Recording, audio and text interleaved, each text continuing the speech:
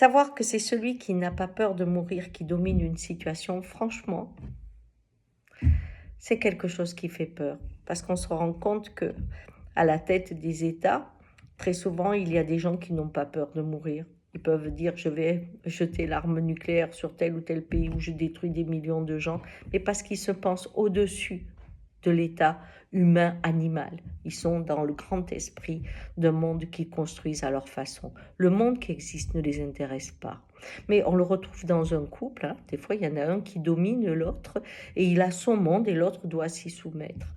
Voyez, aujourd'hui on est dans cette situation terrible où certains de plus en plus se sont ouverts à la beauté du monde, à la sensibilité du vivant, au fait que le multiple est intéressant, qu'on n'a pas besoin d'avoir une uniformité pour être en sécurité, mais au contraire la diversité amène une harmonie nouvelle. Eh bien, on a ça et en même temps cette conscience que vous créez un beau jardin et puis quelqu'un arrive avec un avion et jette tous les pesticides dessus, et puis voilà, c'est fini. Hein, on le voit, il y a beaucoup de tribus indiennes qui se retrouvent avec ça, et c'est absolument effrayant quand on discute avec eux. C'est des fois des dizaines d'années où ils sont arrivés à donner vie à nouveau à la nature, et il y a un avion en Colombie, j'en connais un, il passe et puis il met des pesticides partout et tout meurt.